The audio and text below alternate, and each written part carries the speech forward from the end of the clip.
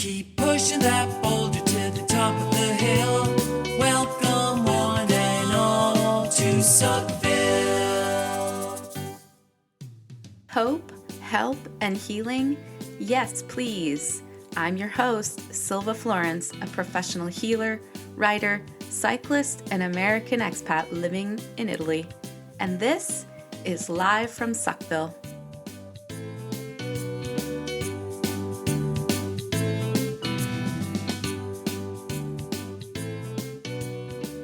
So, when I often think about being in Suckville, I don't know about you, but I think about literally like a very sucky experience or a sucky moment, a trauma, a difficulty, an event. But we can also be in cultural Suckville. And I would argue that we certainly are. Let me explain. First of all, I want to address those of you that are like, I really loved that first part of the interview with Katie McDonald, and I thought we were going to hear the rest of it. We were and we are. It's going to be on the next episode, so in 2 weeks. But something happened a couple of days ago that got me really fired up and got me really wanting to talk about this aspect of cultural Suckville that I'm going to dive into today. And I was thinking, I just want to talk about this. Like, maybe I should organize like a live chat on Mother's Day. Where's my brain? On Women's Day on the 8th of March, which is coming up soon.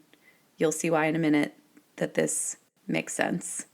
And then my friend Jessica was like, oh, actually, I know this really cool podcast with this person who talks about Suckville. And I was like, oh yeah, that's me. I have a podcast. I can speak on the podcast. Isn't it incredible how sometimes you need your friends to tell you something that's completely obvious? What would we do without them? So thank you, Jessica. Okay, so what happened was the other night I was at a pizzeria with my partner, and the conversation was a lot about bicycles because the people we were with are cyclists. And eventually it came out that I have ridden my bicycle across the United States from California to Florida alone over 4.5 months. And the middle-aged gentleman across from me, his immediate first response was to shake his head and say, no, that's way too dangerous for a woman to do, especially alone. And I was like, dude, I'm sitting here in front of you because I did this. And it was amazing. And thanks for your support.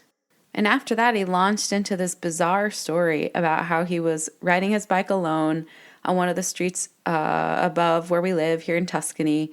And he came across 2 dudes like chainsawing a tree down in the middle of the road. And his first question, of course, was like, well, what would have happened if a woman had come across these 2 men? And my question was more like, is that legal? Can you do that without a permit? But anyways, then just to cement his point, he recounted yet another story of when he was alone on his bike on a dirt road and he was rushed at by a huge dog. And what would have happened if that was a woman who came across that dog?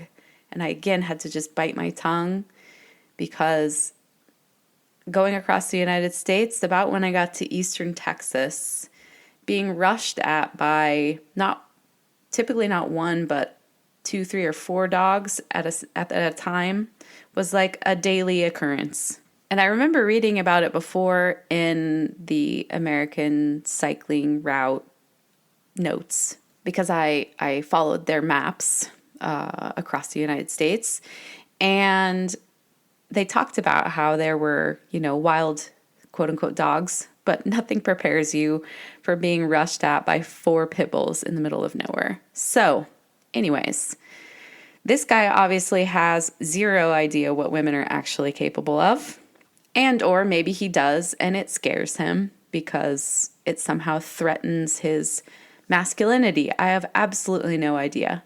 I would have actually loved to have dialogued with him a little bit, but This is actually somebody that we are going to be working with in the future. And so I just couldn't. Anyways, though, the whole interaction got me so fired up because I am so tired, honestly, of having these kinds of conversations more often than I would have imagined.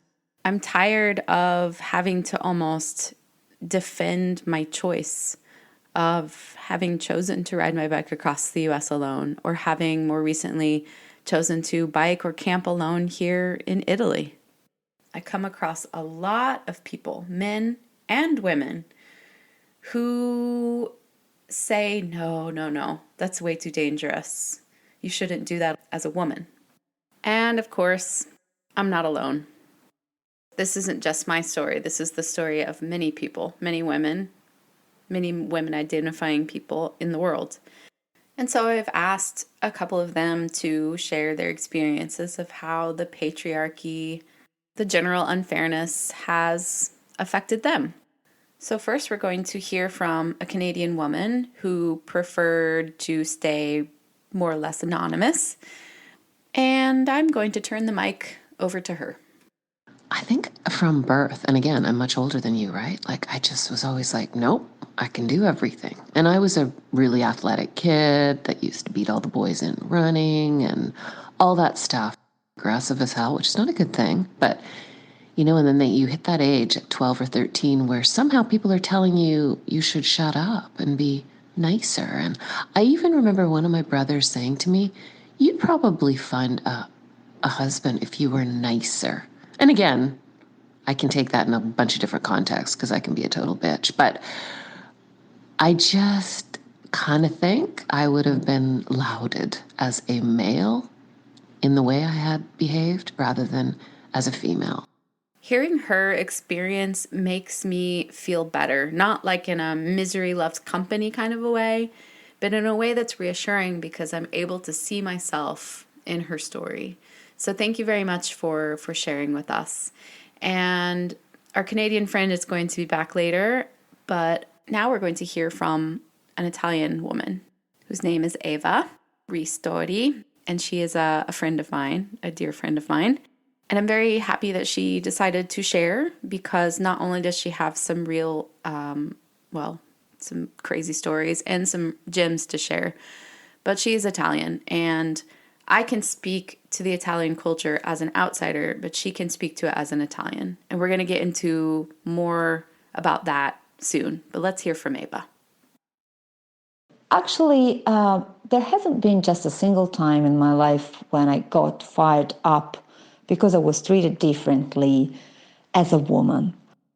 Like many other women, I think, I've been treated differently a lot of times. I've been treated differently at work. I've been treated differently in my everyday life. I've been asked so many times private, uncomfortable questions. And of course, this is frustrating, this is annoying, but actually I think it's still something that it's hard to fight, honestly. When I decided to buy my own car, or even when I decided to buy my own apartment, I went to the appointment with the salespeople on my own, and I could feel that they were treating me differently because I was a woman. I mean, they weren't paying so much attention to what I was asking. Above all, they weren't giving me so much information. So I decided to do a social experiment, and I got there once with a fake boyfriend. The situation changed completely. They were so much more careful. They were so much more respectful. They gave us a lot of information. But above all, they answered all my questions because I was the one asking questions, even if they answered the man. So, yep, now I'm laughing, but actually it's really, really frustrating. Thanks a lot, Eva, for sharing those experiences of yours. And I just want to point out that these are recent experiences. She bought her car, well, I can't remember exactly now, but in the last couple of years, I believe. And she's just now buying a house. So this isn't stuff that happened years and years ago. We are in 2024, people. 2024.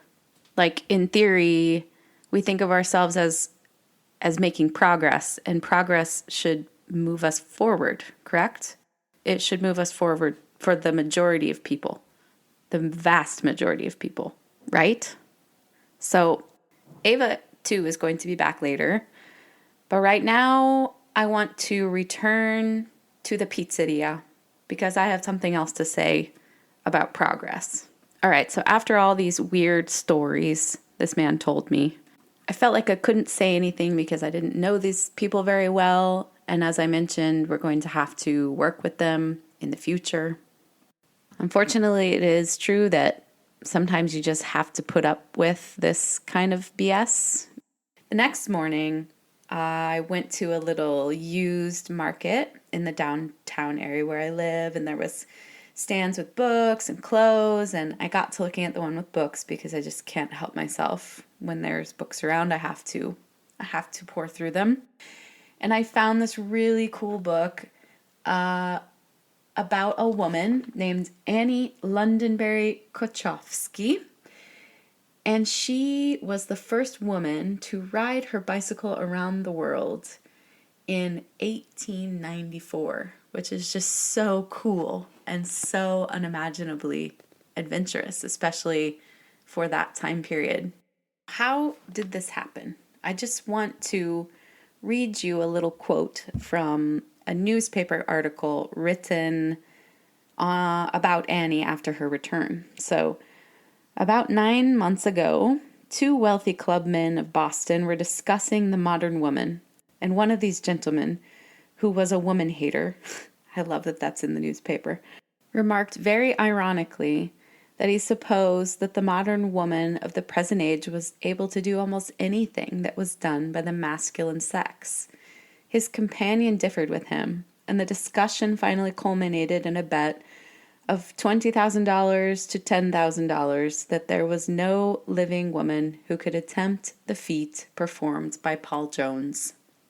Paul Jones was a Harvard student whose actual name was E.C. Pfeiffer, who started bicycling in mid-February 1894 and was claiming to attempt a trip around the world in 1 year based on a bet of $5,000. 2 weeks later, the bet was it came out that it was a fake. And then later the same year, these two rich Boston men allegedly bet against Annie being able to travel around the world in 15 months. One of the conditions of the supposed bet was that she had to also earn $5,000 as she was traveling around the world to support herself, I imagine. Now, I say supposed bet because there are some doubts that this bet against this American woman riding around the world ever happened because the names of these sugar barons were never actually released. And so, yeah, the whole situation seems perhaps a bit shady, but nonetheless, Annie still did ride her bicycle around the world. And even if this bet never took place, it still would have very well represented the sentiments of the time, which is that even though there were starting to be women on bikes and women who were thinking in a different way, the general cultural idea was that women could never do something like this. Their constitutions were too weak, too fragile, right? It would be obviously way too dangerous for a woman to do something like that alone. Does this sound familiar? 130 years later, and we are still having the same discussions, people. It got me so fired up because it happened probably in such a short amount of time that I had like the millionth conversation with a man who shook his head and told me that that wasn't something that a woman should do. And then I bought this book about the same thing happening to a woman in 1894. And of course, I'm not, again, the only person that has come across this kind of stereotyping or generalizing or all women, this, that, and the other. Well, I'll leave it up to our Canadian friend to tell this next one. It's as 100, but probably 1,000 years later, we're still going to have these kind of conversations. I don't know. But you are the person that can talk about the fact that you rode across the states, and those kinds of conversations are so enraging. I remember when I was there, I don't know how many trips ago, my daughter, and she's anything but athletic, but she was always in soccer, right? And soccer is a huge thing, I think, in the States too, right? But all young girls, especially 10, 15 years ago, were getting into soccer. I remember going to Italy. We stopped at this soccer pitch and she was watching. And then some of Teresa's friends came up, or even maybe some of the men that were there on the pitch with their sons, I believe. And I started talking about my daughter being in soccer. And they seriously turned and said, "Oh, is she a lesbian?" Because that's the only reason, Silva, that you would play soccer. And obviously, there is nothing wrong with playing soccer if you are a lesbian. But there's also nothing wrong with playing soccer just because you want to play soccer. This is a whole other can of worms, but one of the major problems, in my opinion, in Italy is the lack of acceptance of LGBTQ plus lifestyles. Yes, it is starting to change, but there is still a lot of cultural resistance to that, which is also reflected in this story. Our Canadian friend was talking about something some number of years ago, but I've heard these same sorts of discussions with my own ears. In 2024, people. Italy is a very conservative, generally speaking, Catholic country where until the year of 1981, the country's penal code mandated extreme leniency to the killing of spouses, daughters, and sisters caught in illicit sex. And the media personalities, even today, still commonly refer to crimes of passion, right? This is a very patriarchal society.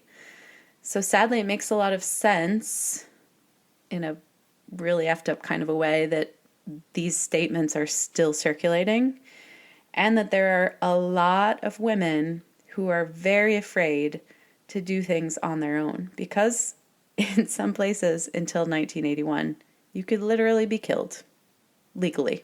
It was called actually the delitto d'onore, or honor killing. And it was only in 2007 that the Supreme Court ruled that honor was an obsolete concept. So it's a country that takes a long time to change, and that's part of its charm as well, because it is so old in a lot of ways, and that's what's so gorgeous about it, but it's also what's so frustrating about it. And particularly in the area where I live now, which is just outside of Florence, there's an extra level of fear because of some really tragic events caused by the monster of Florence, il mostro di Firenze, who was a serial killer that was active in the metropolitan city of Florence between 1974, even as early as 1968, and 1985. In total, he murdered 14 victims, and they were typically young couples in secluded locations in search of intimacy in wooded areas during new moons. And talking with people who experienced the fear of that era, it's very understandable that they too would say things like, no, you should not go, in the woods on your own. You shouldn't put your tent in the woods on your own.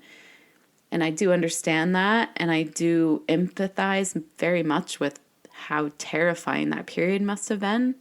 It's good to know history. It's good to understand the culture that you're in and why it's become the way it's become.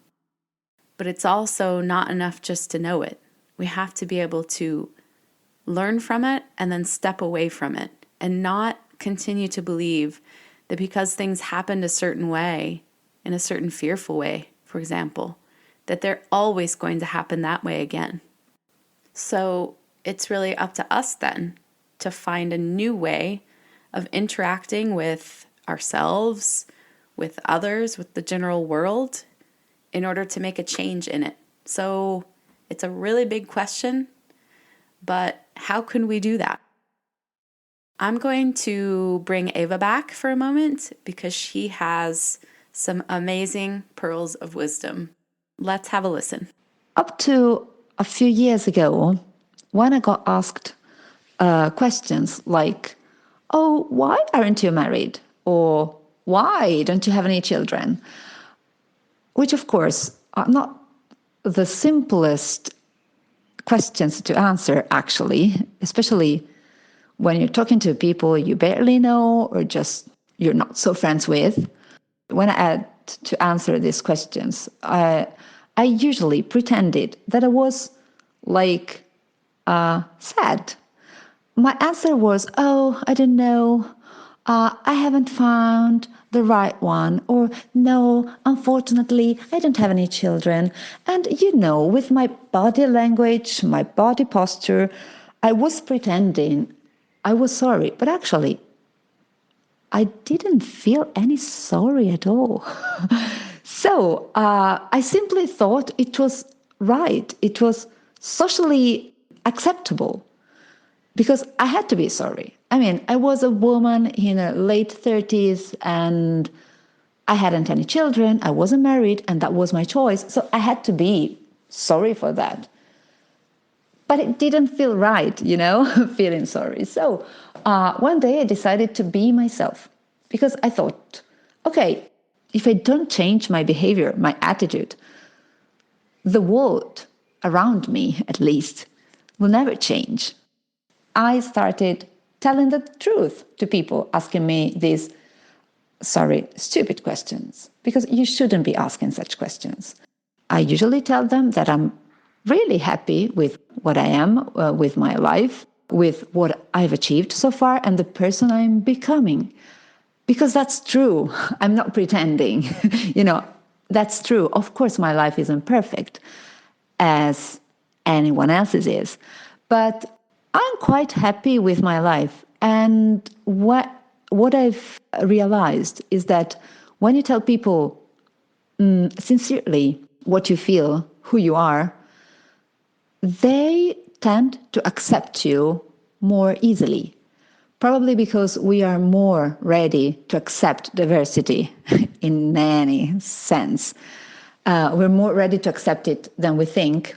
I've noticed that being sincere, being convinced of who we are and what we want and what our desires are is powerful. And I think this can slowly and slightly change the world around us every time we do that. Thank you so much, Ava, for sharing this with us and for your courage in showing up in the world as you are. This is not an easy thing to do because it requires that we first come to terms with who we are ourselves. And not only that we come to terms with who we really are, not who society tells us that we are, not who we think that we should be, but who we really are. And then we go a step further and we really love and accept ourselves for being just who we are.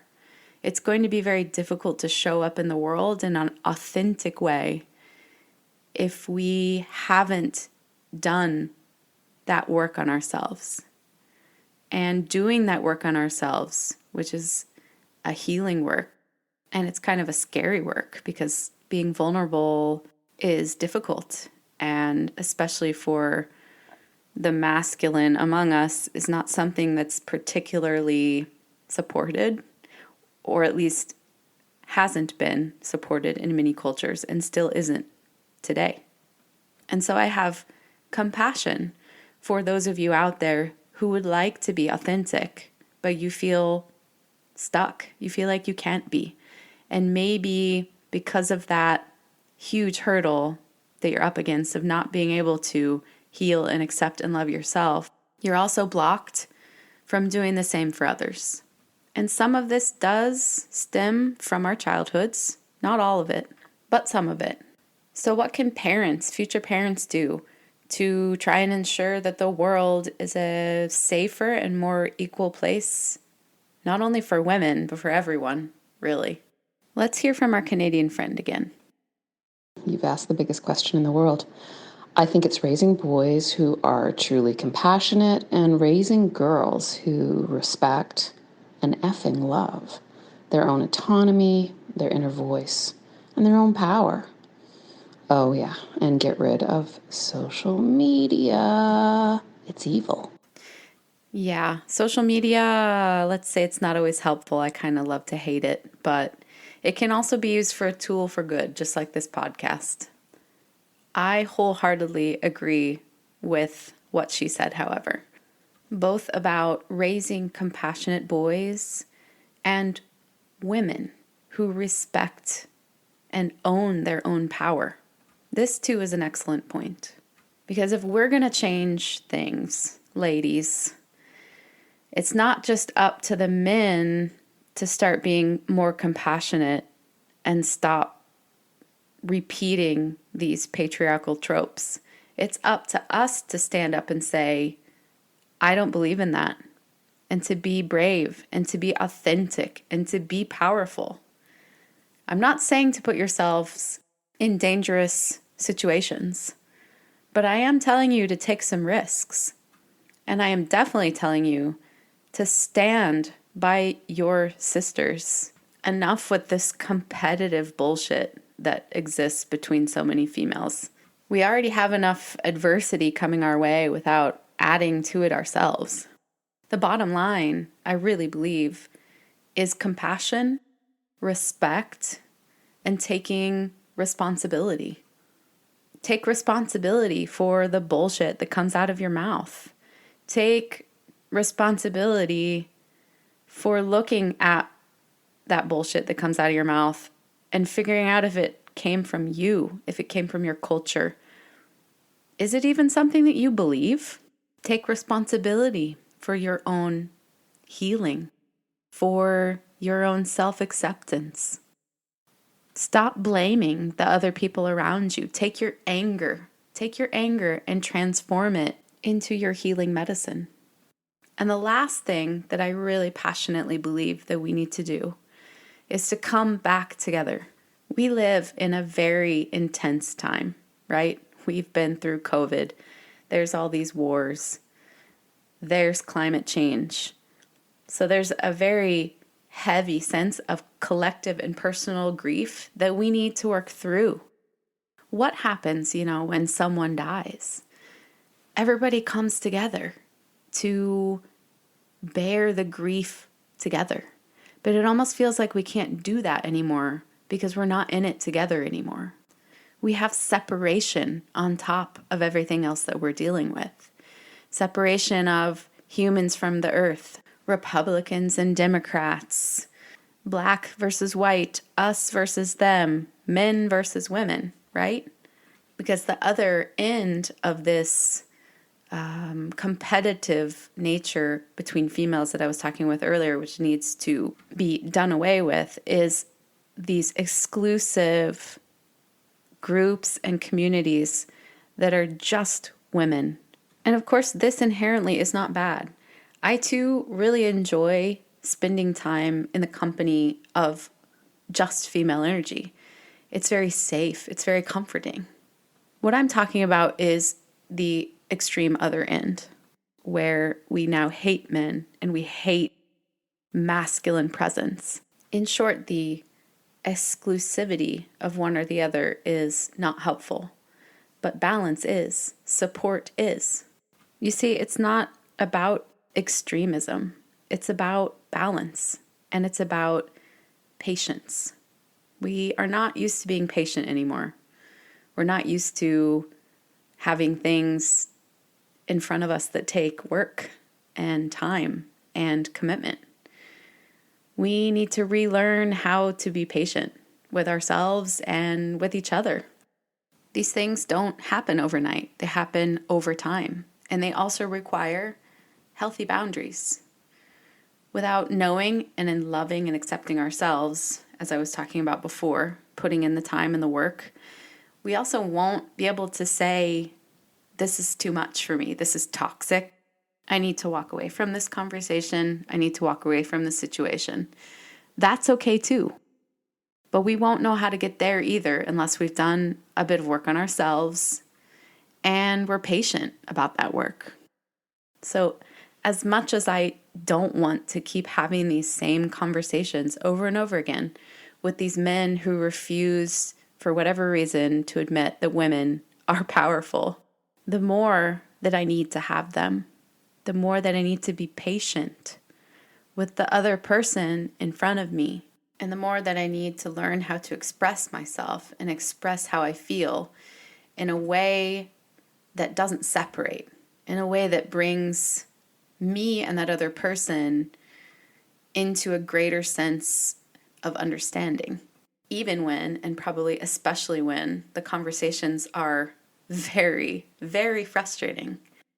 So I'm not saying that I'm looking forward to the next conversation with this guy that I know is coming, because within the first hour of knowing each other, he was already telling me about what would have happened if a woman would have come across these two chainsawing idiots on the road. But I'm not going to write him off. You know why?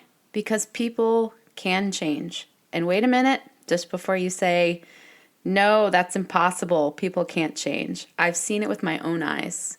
Someone can change if they want to. And many of us need an example of someone else who has changed before we can do it ourselves. It's like what Ava was saying. With our own authenticity, with our own courageousness and audacity, we give others the permission to be audacious, to change, to try out new ways of being. So think about that the next time that you're in a situation where someone's talking to you or treating you in a way that's completely unfair. Think about all of the layers of trauma and healing that hasn't yet taken place. And just imagine that with the next word that you speak, you are the catalyst for their change.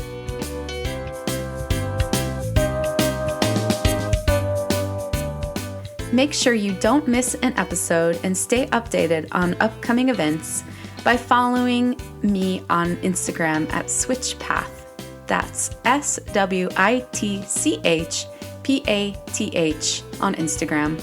Upcoming events include a special event for couples on Sunday, March 17th with my colleague Jules, in which we'll connect you in a playful and exploratory manner to each other and nature. I'll also be holding an in-person event in Tuscany, April 12th, 13th, and 14th with my colleague Natalia to help you heal the mother wound, reconnect with yourselves, your power, and nature. Contact me for more details. This episode was recorded in my kitchen and produced by yours truly. And last but not least, thanks to Chris Kirby for the amazing theme music and to all my guests and listeners. Until next time.